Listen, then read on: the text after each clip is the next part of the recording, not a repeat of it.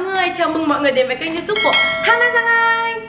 Ngày hôm nay thì cũng như mọi lần là chúng ta sẽ quay một video eat clean, nhưng mà ngày này qua tháng nọ mình nấu đồ ăn eat clean thì cũng chán rồi. Nên hôm nay Na sẽ thử làm cái thử thách về nấu đồ ăn eat clean nhưng mà theo một phương pháp và một cách thức hoàn toàn đặc biệt.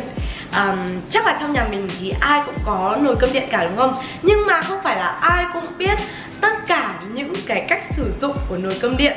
Và mọi người có biết rằng là chỉ với một cái nồi cơm điện chúng ta có thể nấu một bữa ăn eat clean hoàn chỉnh, đầy đủ tất cả các món không? Nghe có vẻ khá là bất ngờ đúng không? Vậy thì hôm nay Na sẽ hướng dẫn mọi người cách nấu một bữa cơm eat clean đầy đủ tất cả các chất dinh dưỡng chỉ với một cái nồi cơm điện. Bắt đầu nhá! Let's go!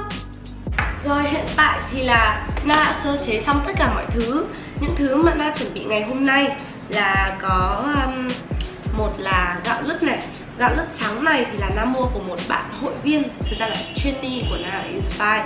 Thì là mọi người rất hay hỏi gạo lứt Na mua ở đâu, thì Na sẽ để cho mọi người link Facebook của bạn ý ở dưới description box. Tại vì kiểu mọi người hỏi nhiều quá nên là mình sẽ cho mọi người biết cái chỗ mà mình mua luôn. Đấy, không phải quảng cáo gì đâu nhá, vì chỉ là bạn bè thôi đấy.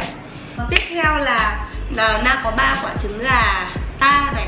Không ăn trứng gà công nghiệp, không ăn trứng vịt mà mình ăn trứng gà ta thì là tốt nhất. 2 lạng cá hồi, Na bỏ củ đá rồi, bây giờ nó đang cứng ngắc luôn. Chắc là phải chờ một lúc cho nó tan ra, cho nó chảy ra. Đây là những cái rau mà Na mua, mình sẽ hấp. Đầu tiên là bí xanh này, Na đã gọt xong hết rồi.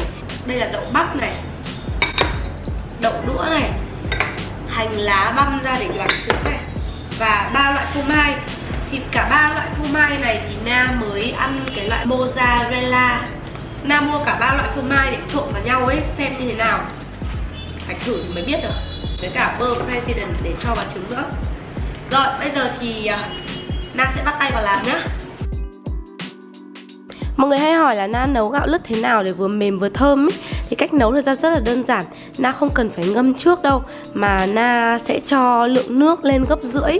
Đây, bình thường 2 bào gạo thì sẽ cho nước đến số 2, nhưng mà với gạo lứt thì mình sẽ cho đến vạch số 3. Đây là cái nồi mà Na mới được bố mẹ cho ở bên Hàn. Thì nó là cái nồi mà kiểu nấu cơm chuẩn Hàn Quốc luôn. Hàn Quốc rất là thích ăn cơm mềm và tơi, đúng không? Thì với cái nồi cuckoo này chúng mình không cần phải cho mực nước lên số 3, mà chỉ cần vẫn giữ ở mức số 2. Cho vào và để chế độ nấu gạo lứt thì là nó đã mềm cực kỳ rồi. Đấy là một cái cực kỳ đặc biệt và Na rất là bất ngờ. Có rất nhiều nồi cơm cùng có cái chế độ nấu gạo lứt, nhưng mà không phải nồi nào nó cũng đưa ra cho cái hạt cơm gạo lứt mềm. Mà thường là phải tăng cái mực nước lên gấp rưỡi. Mà riêng với nồi cuckoo thì không cần phải làm như vậy. Đây là một cái nồi mà Na rất là thích này. Bản thân mình là một người phụ nữ bếp núc, thế nên là mình thích trải nghiệm tất cả mọi thứ, càng nhiều càng tốt. Thì mình mới rút được kinh nghiệm là cái gì hay, cái gì dở. Thực ra thì mỗi nồi đều có một cái đặc tính khác nhau, nhưng mà cái nồi cuckoo này lại phù hợp với cả Na nhất. Vì mọi người có thể nhìn vào đây, nó có những cái chế độ rất là phù hợp với cả người ăn healthy. Họ có rất là nhiều chế độ khác nhau nhá. Ví dụ như là gạo mix, tức là mix gạo lứt hoặc là cơm trắng với cả các loại hạt đỗ đen, đỗ xanh này, brown rice là gạo lứt này, xong rồi gaba rice tức là gạo lứt nảy mầm. Cái này rất là tốt cho những cái người mà bị bệnh tiểu đường hoặc là bị bệnh với huyết áp. Gaba rice là gạo lứt mà được ca ngợi rất là nhiều trong chế độ ăn thực dưỡng ấy.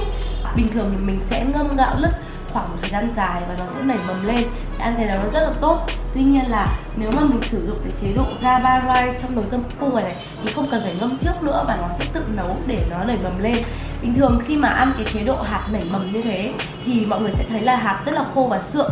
Nên là nếu mà sử dụng cái nồi này thì lại không bị như vậy. Đây là cái nồi duy nhất mà Na nhìn thấy có chế độ gaba rice tính tới thời điểm hiện tại. Porridge có nghĩa là nấu cháo ấy. Cái này thì bình thường rồi.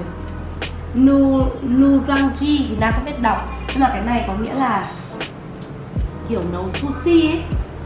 Có một cái chế độ nữa rất đặc biệt, đấy là chế độ auto clean, tức là tự động làm sạch chỉ với một cái nút bấm này thôi thì nó sẽ thoát khí ra và làm sạch nồi để không để lại cái mùi ở trong nồi. Ngoài ra thì cái nồi này có tiếng Việt nữa nên nó cũng dễ sử dụng.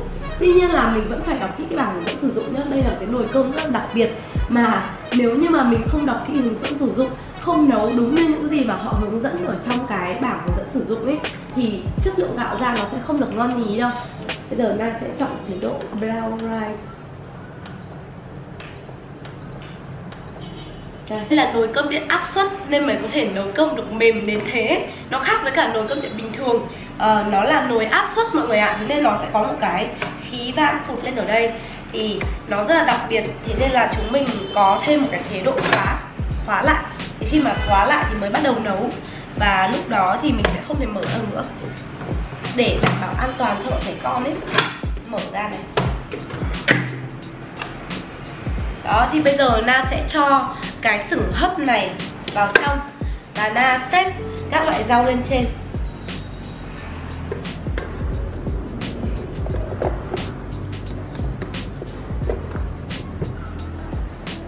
Bây giờ mình sẽ xử lý cái này. Đây là lần đầu tiên Na làm món cá hồi hấp trứng. Cái này Na cũng mới tham khảo và nghĩ ra thôi. Từ hôm mà Na nói chuyện mọi người giờ Na vẫn chưa mua được con dao mới. Nhưng mà Na đã mua được thớp mới rồi này. Bây giờ muốn làm món này thì sẽ phải bỏ ra cá ra. Lạnh quá. Mọi người có biết là hôm nay Na bị ốm không? Hôm nay Na bị cảm do thay đổi thời tiết ở Hà Nội ấy.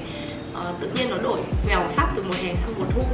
Thế là Na bị cảm kiểu rất là mệt. Cả người mệt luôn. Xong rồi Na không nghĩ được cái gì cả. Cả ngày hôm qua Na nằm bẹp ở trên giường. Xong rồi vẫn phải đi dậy. Tối thì vẫn đi dậy. Xong rồi Na bị sổ mũi này. Thì Na đã mua thuốc cảm cúm uống rồi. Nhưng mà vẫn chưa thấy khỏi gì cả. Thế chứ. Na nhận thấy là có rất nhiều bạn cũng xem video nấu ăn của Na. Nhưng mà xem chỉ để xem thôi chứ không làm ấy. Na thì không mong mỏi gì hơn là những cái mà mình quay cho mọi người sẽ khiến cho mọi người muốn nấu ăn, muốn ăn eat clean, muốn tập luyện với mình, chứ không đơn giản là mọi người xem cho vui ấy. Và xong bây giờ Na sẽ cắt cái này thành những cái miếng nhỏ. Cắt như nào bây giờ nào? Cái theo chiều này đi. Na để cá ở trong tủ đá nên là bây giờ nó hơi chảy ra một tí rồi lại thành ra dễ cắt. Còn nếu như cái miếng nó mềm thì nó lại khó cắt hơn. Mọi người có thể thử giống mình, là cho vào trong tủ đá, xong rồi là lúc mà nó hơi chảy ra rồi nó xốp xốp ấy thì mình mới thái. Hồi xưa Na là một người rất là vụng về. Ở nhà Na được bố mẹ rất chiều, không bao giờ phải làm bếp, không bao giờ phải rửa bát luôn, chả nói gì đến nấu ăn cả. Thỉnh thoảng mới kiểu giúp mẹ nhặt rau thôi. Nhưng mà nói chung Na lười lắm. Cho đến tận lấy chồng thì Na vẫn cứ như thế. Tại vì kiểu chồng thì thích mình không phải bởi vì mình biết làm bếp. Chồng thích mình là bởi vì bọn mình yêu nhau thì bọn mình cưới nhau thôi. Thế nên là cưới nhau về rồi mình thích sắp xếp cuộc sống trong gia đình như thế nào thì là quyền của mình ấy. Chồng mình không bắt mình phải nấu ăn. Có thể cùng nhau đi ăn, hoặc là hôm nào mà mình hứng lên mình nấu thì chồng mình rửa bát thế thôi. Thế nên là từ một người vụng về trở thành một người biết nấu nướng. Mình không phải là giỏi nấu, mình chỉ là biết một chút thôi. Thì nó không phải là do chồng mình mà chủ yếu là do mình. Mình thấy là sẽ đến một cái giai đoạn nào đấy khi mà bạn đã lập gia đình rồi, bạn quan tâm đến chất lượng cuộc sống của bản thân mình hơn, thì tự nhiên lúc đấy bạn sẽ nấu nướng nhiều hơn, bạn tìm hiểu về nó và sau đó thì bạn sẽ thực hành nó. Và lúc đấy bạn sẽ cảm thấy là ui, mình nấu ra mình thấy ăn ngon hơn là ăn ngoài hàng đấy. Thế là ốm quá, sorry mọi người nhé. Mình còn đọc được một cái tài liệu, đấy là tại sao nấu ăn nó lại thích đến thế, kiểu thích ý. Tại vì là khi mà nấu ăn và khi dọn dẹp nhà cửa ấy thì nó giống như kiểu một kiểu thiền định ấy. Khi mà bạn nấu nướng, bạn tập trung làm thật là chậm rãi thôi. Và dọn dẹp nhà cửa cũng thế, thì bạn sẽ rất tập trung vào việc đấy và bạn không nghĩ gì khác cả. Và nó sẽ làm cho bạn cảm thấy vui vẻ và hạnh phúc hơn ấy. Thế nên là Na hay dành ra buổi sáng, khi mà thức dậy thì việc đầu tiên mình làm là dọn dẹp nhà cửa, tưới cây, cho cá cho mèo ăn, đi chợ rồi nấu nướng. Sau đó đến buổi trưa thì Na mới bắt đầu đi làm.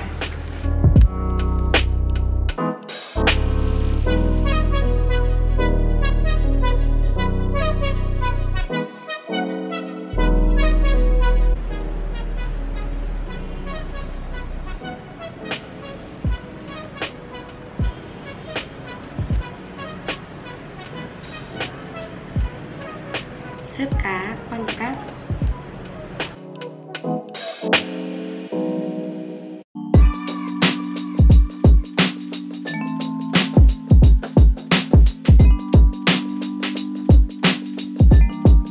Bây giờ mình sẽ đánh trứng.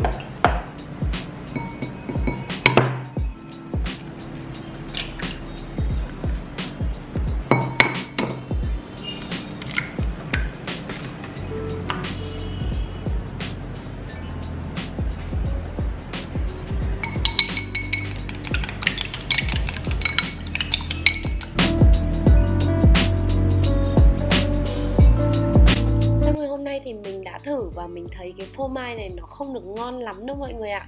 Nó có một cái vị đúng kiểu phô mai như kiểu phô mai xanh ấy, phô mai mà nó hơi hôi ấy. Ăn nó không ngon lắm đâu, mình nghĩ mọi người nên thử loại phô mai khác.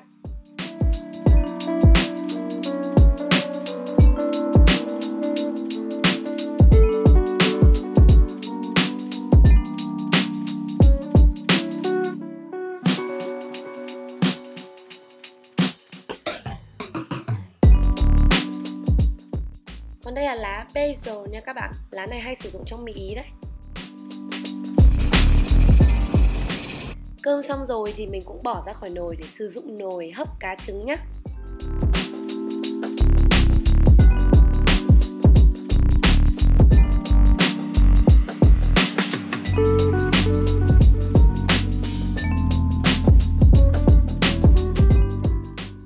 Xong rồi chị em ơi, chuẩn bị nhìn thành phẩm nhá. 1, 2, 3. Ta-da! Đây là món mà mình đã vắt não để nghĩ đấy. Món này vừa có protein từ cá hồi, vừa có protein từ trứng, lại còn có fat từ bơ và phô mai, nên cực kỳ bổ dưỡng. Chúng ta có cáp tốt đến từ gạo lứt và chất xơ đến từ các loại rau. Đây là một bữa eat clean hoàn chỉnh và ăn còn rất ngon. Là chúc mọi người có một bữa trưa ngon miệng nhé. Cảm ơn đã xem và đừng quên like và share video nha. Bye!